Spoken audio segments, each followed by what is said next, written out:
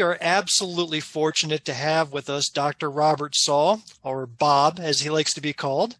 Bob Saul was born in Chicago and then moved to Colorado, where he graduated college and then medical school. He completed pediatric training at Duke University Medical Center, and then genetic training right here in Greenwood at the Greenwood Genetics Center.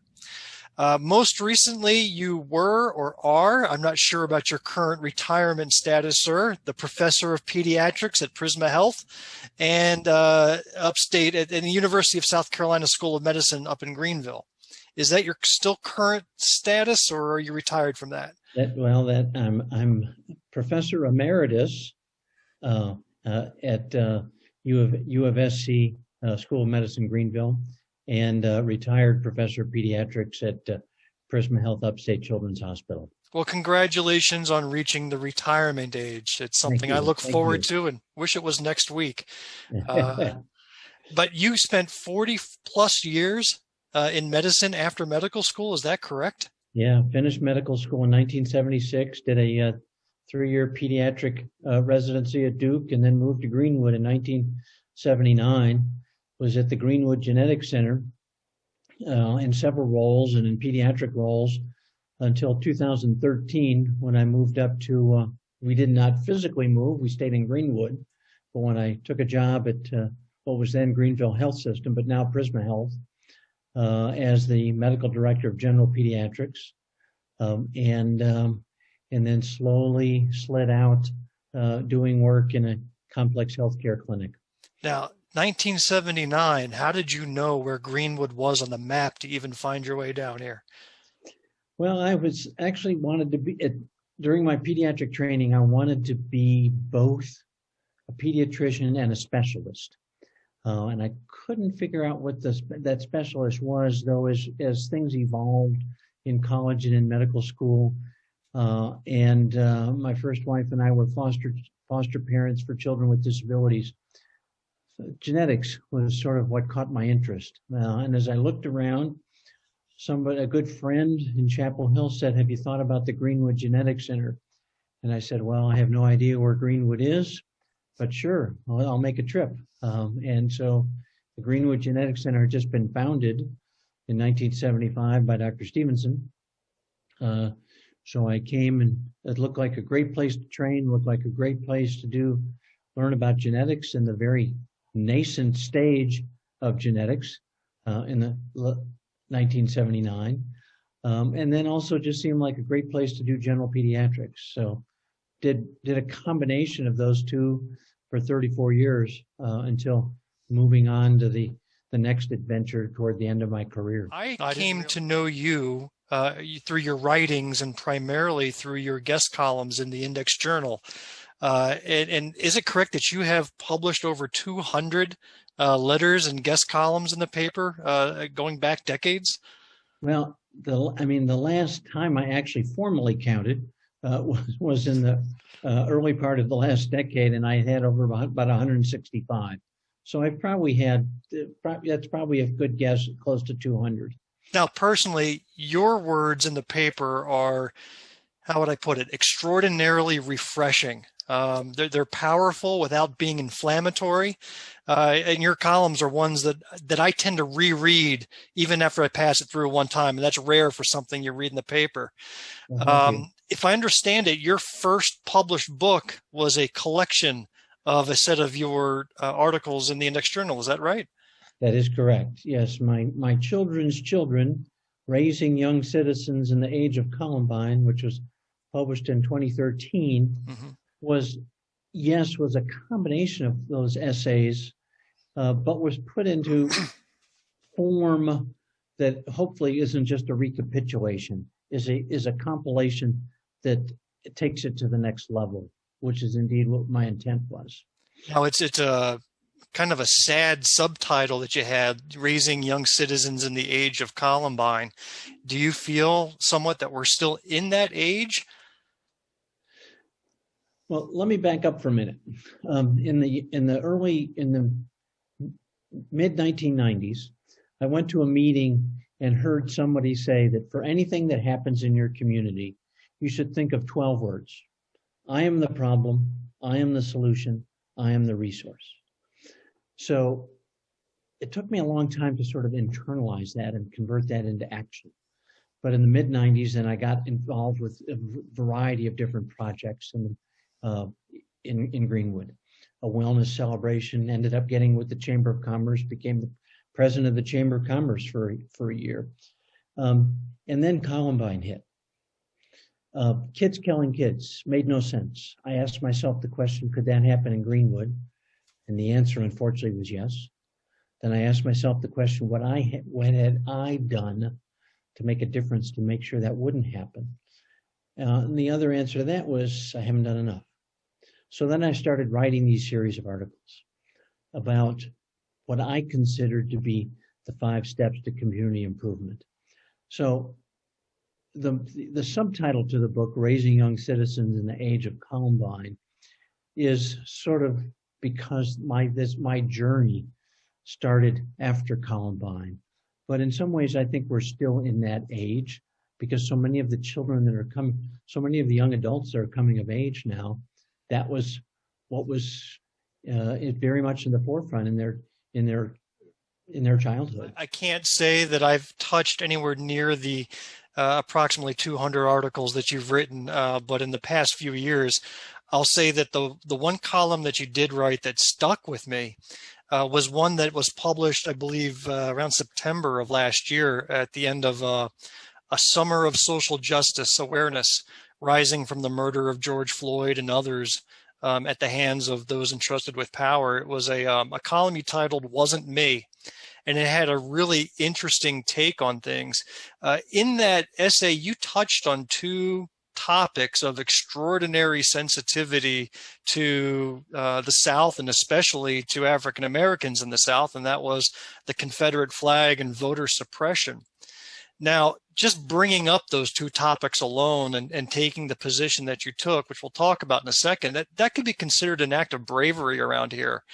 Did you receive any negative consequences or feedback, or have any worries about bringing up those subjects in this area? Yes, but I mean, I must admit, when I wrote the article, I actually wrote the article when I was waiting in a medical waiting room for a procedure my wife was having. So this is an idea that had come a long time. And as I was writing, I said, what are the examples I'm going to choose when I say it wasn't me, and how we need to move forward as a community, how we need to move forward as a society. Those seem to be the examples that I needed to do. I needed to be willing to be uncomfortable. You're right. You always worry, especially in today's divisiveness, especially in the current climate, if anything's unpopular in terms of what that might rain havoc down on you. But people of conscience need to speak out and be a part of the process. I can't just sit on the sidelines. As a physician, I have to be as apolitical as I can. But I have to use people use the term bully pulpit. I don't like that term. But I have to use my pulpit of hopefully trustworthiness, gray-headedness, experience, and speak what I think is the truth. Now, the truth that you brought up in this, and I'm not going to paraphrase, I'm going to use your exact words because I thought it was perfectly written. You wrote, quote, "I would argue that sometimes we might be innocent and clearly state wasn't me and still have some responsibility. I think that we all bear some responsibility to right past wrongs going forward." In your mind, what's something that, a very concrete action that we can take to right some past wrongs, whether it be the Confederate flag or voting suppression or other examples of historical injustices? Well, I mean, I think back in one of the very classic ones that happened in Greenwood, but it's not it's sort of related to those, is the monument downtown, the war monument downtown. The activity to take the 2 plaques that said colored and white, and say, no, we need to make a stand and change this. So the people that did that, I think of the mayor at the time and other folks who are part of his community, just part of the community that just said, we just need to do this. So I think when it comes to voter suppression, we need to step out and try to do everything we can to right those wrongs and get people out there and just not accept the fact that that people should not have the vote. I mean, I think back, when I was in the 60s, I mean, I was in my mid-teens during the civil rights era when people went down to Mississippi to try to allow people to register to vote, and people were killed. Mm-hmm.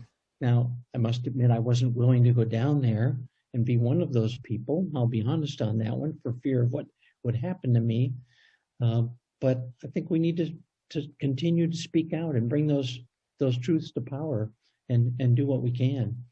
And with the Confederate flag, it's obvious that flag is a symbol of the Confederacy. And what was the Confederacy? Was a movement to sustain slavery. You can argue to the contrary, but you can't argue to the contrary in a truthful way. Yeah, absolutely. I would like to conclude by talking about your most recent book. Now, it's been almost a year since it was published. In fact, I was on my way or had marked on my calendar to attend your book signing here in Greenwood. And then that's when all COVID broke loose. And I don't know that it was actually ever held. It was not. Right. So I did acquire the book. I got it digitally, so I hope that doesn't offend. It's actually the way I prefer to read is on my Kindle. But the book is called Conscious Parenting Using the Parental Awareness Threshold. And the very first thing I noted when I opened it was a blurb of praise from former South Carolina Governor and National Secretary of Education under Bill Clinton, Richard Riley. Did you know Governor Riley personally? Yes, I do. Through my son went to Furman, and Governor Riley went to Furman, and there's the Riley Institute up at Furman, and I'm a graduate of the Diversity Leadership Initiative up at Furman and the Riley Institute.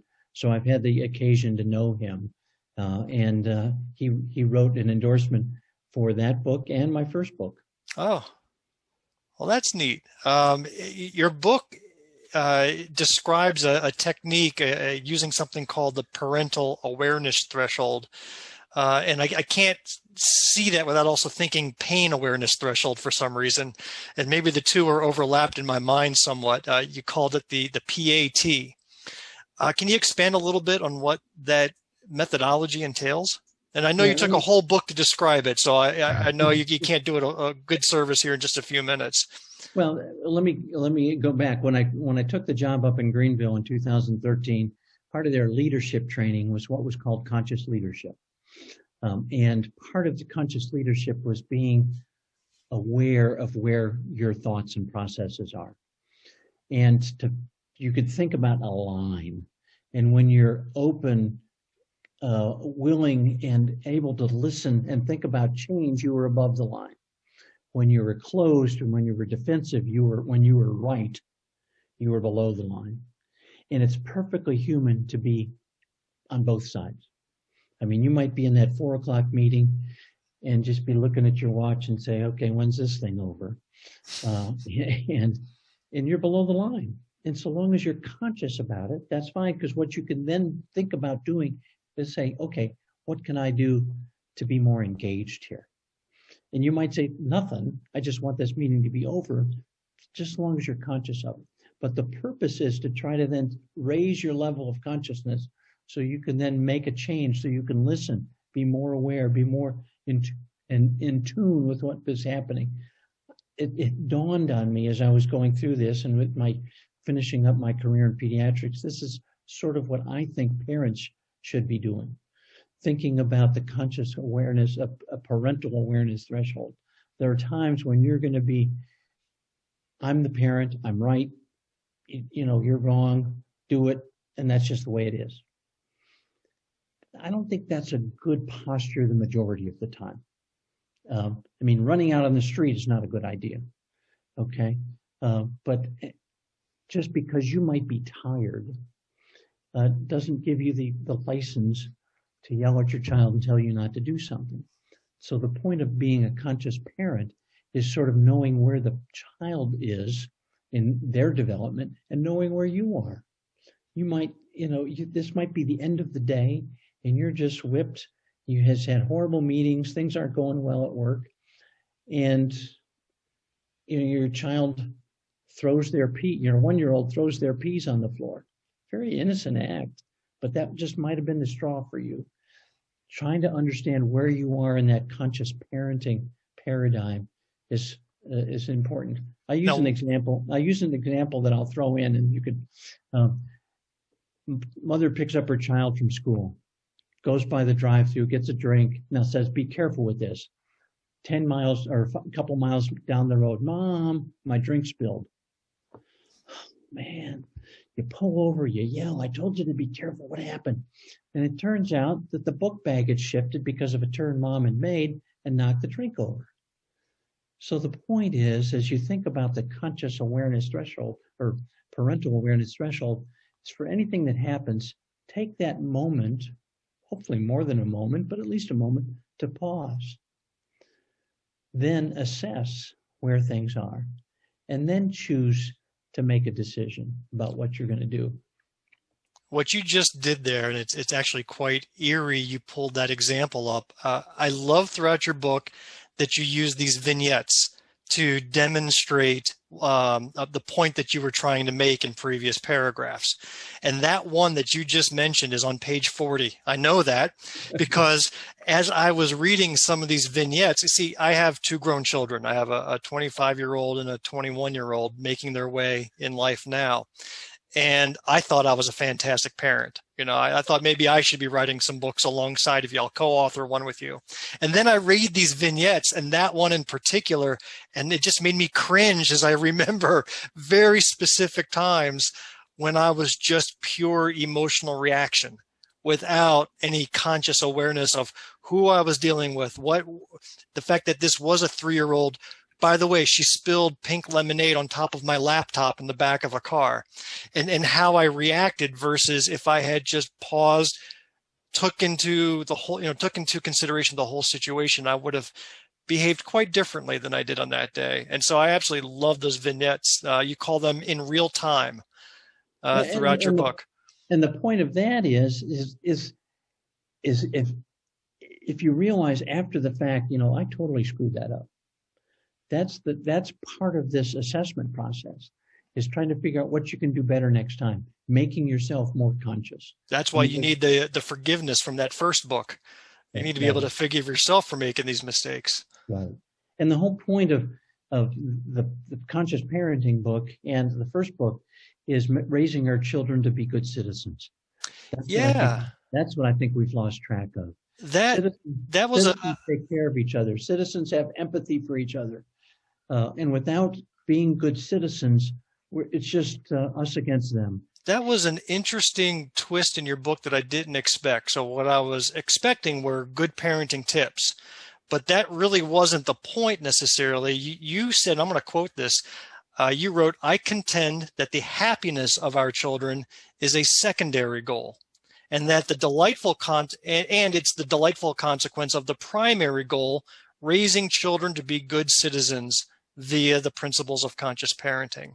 So you put being citizens first, and then that leads to all of the benefits afterwards. And I thought that was an absolutely interesting take that you're not going to see in any other parenting book out there. Well, some of that was based on some experiences. My parents divorced, and I remember my mother being an excellent single parent of 2 boys, but always just saying, "Bob, I just want you to be happy. I just want you to be happy." My first marriage ended in divorce, and I remember telling my now older son, "I just want you to be happy." And as I started to reflect on that, I said, is that really what I want? I think I want something, a more primary goal, being a good person, taking care of others, loving others, practicing forgiveness. Those then are the traits of being a good citizen. And if you're doing those things, I think happiness will come after that. Yes. Well, listen, to conclude, do you have any thoughts of wisdom or guidance that you could offer the Democrats here in the Greenwood County Democratic Party, or to anyone interested in the legislative process, I suppose, for enacting change for the better in our community, as well as for being better citizens? Good question. And I think it's, obviously in many ways, the 5 steps to community improvement. Yourself being learning to be the best parent you can be, getting involved in what makes the most sense, staying involved, but that staying involved can be an evolution of how you stay involved. It might not just be the same role every time. Practicing love for others and understanding the role of forgiveness, and being willing to roll up your sleeves and make a difference. Everyone has their role, and so not everyone has to man the phones. Not everyone has to beat the street with the flyers. In some ways, I feel like my role is more of using my words in the paper, of trying to spread a message. But everyone I think needs to do their part. I'll go back in an interesting little vignette back in 2008 when Floyd Nicholson was running for state senate and Obama was running for president. My then 18-year-old son was very active and was I drove him around the streets of Greenwood so he could pass out flyers for Floyd Nicholson, and he was very excited to be a part of that process. And when I said, "You don't realize what power you wield, son, now that you can vote, because now that the Saul household has gone from 2 to 3, and that's big. That's big. And so we need to make sure everyone understands their role." I love the book of Stacey Abrams' newest book, "Our Time Is Now," I think is the title, where she spends a lot of time talking about voter suppression. I've heard Stacey talk, and she is just a force. And so I just love her. I love what Edith Childs has done with her voice in the newspaper. So I think we just need to continue to have our voice. It's in some ways it's not easy in our very conservative community, but I think we need to not poison the waters. We need to be as interactive as we can be. Excellent words. I less argument and just more soul and positivity, I think, will win the day in the long run. Dr. Saul, thank you so very much for your time. This has been an incredible and informative session. Do you have any upcoming Index Journal columns that I should look out for? Yes, I have one that but I'll have to submit it, and then it'll be in the queue. I just finished the book by Dr. Mona Hanna-Attisha about the Flint water crisis. I think there's great generalizations there for what we have and for activity and for involvement. So that will be my next one that I will submit. Look forward to it. Well, thank you again.